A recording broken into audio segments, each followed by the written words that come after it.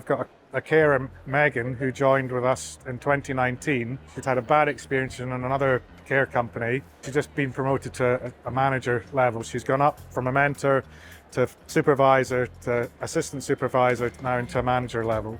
My name's McLennan. I currently run Eidyn Care, which is a domiciliary care company based in Edinburgh and Fife. So we have about 110 people across the two different locations. What brought you to the care sector? My background's in IT, so I spent the last 20 years working as a project manager and a program manager. My wife became an oncology nurse, looking after people that were dying, and then eventually she became a palliative care nurse. And one day she said, around the dinner table, she said, everybody wants to die at home, and there just doesn't seem to be that facility for people to die at home. They're all coming to a hospice to die. They don't want to die in a hospice, they want to die at home. So I said to her, why don't we set up a care at home company that can provide that? You've got the care experience, I've got the IT and business skills experience, and then we can support people to live at home. That was 6 years ago, and fast forward, and we've now got 2 care companies and employing over 100 people and looking after 150 clients. What IT has to do with all of that and how it can contribute to care business? So when I joined the company, just as in its infancy in 2019, it was just a quite small company that was providing care. It was doing okay, but there wasn't the process and procedures in place, there wasn't the systems in place, so we weren't able to track what staff were doing, we weren't able to find out how our clients were doing. We weren't able to have a slick onboarding process. So my job when I started was to streamline all of that, put all the systems in, and then ensure that everything was smooth and slick running. So we suddenly went from working in an office during COVID to having to go remote with our management team all being remote on Microsoft Teams, and working very much in a recovery mode to ensure that care was still being delivered, our staff were being safe. How impactful that is to have a streamlined process, to really retain your carers, to engage them better, to have them your best advocates for the business. Carers are such a valuable commodity. There's thousands of companies wanting very few carers. And if you don't have a slick onboarding and recruitment process, you're not going to attract those carers. People will apply, and it might be 2, 3, 4, 5 days before they hear from the companies. When a carer applies at our company, they immediately get an automated text saying, thank you for contacting us, here's some more information about us, and you can click a link and you can go into organize a telephone interview.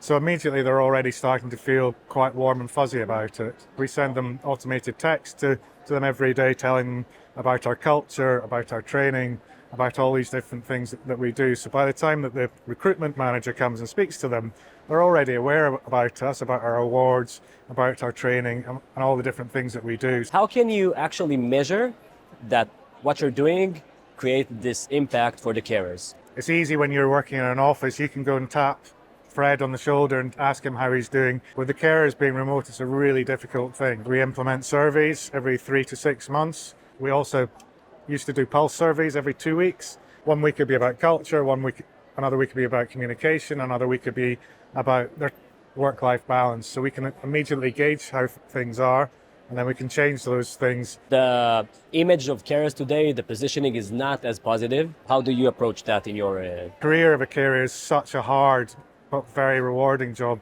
They're looking after somebody, they're giving them companionship, they're also being their doctor and their nurse. So it's all of these different things. What we do is we have a career path which is structured in different grades. As they go through that process and they get up to a certain level, we measure all of these through appraisals, and then they get up to the next band.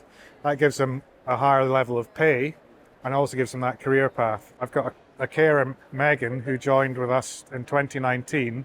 She started off as quite a timid young person. She'd had a bad experience in another care company. She's just been promoted to a manager level. She's gone up from a mentor to supervisor to assistant supervisor, and now into a manager level.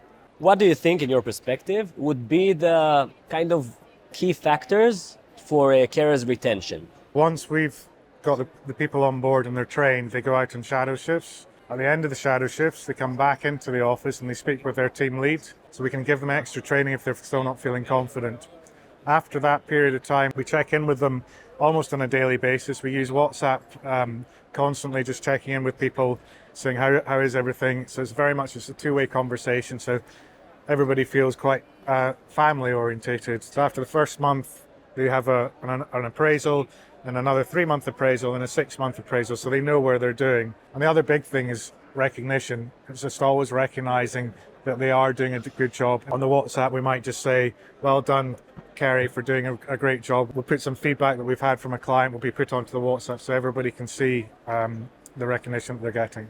Generation Z, they have different expectations today when everything is very fast, very instant. And when they come to work, usually things are less instant. How do you approach the expectations of the new generation in the workforce? We try and set out their expectations at the outset during the training and during the onboarding process so they know what they're experienced. And being out in the field is a difficult one, especially for the younger members of our staff, and not being able to handhold them or know if they're in a low mood is very difficult, very challenging. Key tip, things that you wish you knew earlier. Get your processes and procedures in place. Once you've got that, you've got a solid foundation of how everything else will work.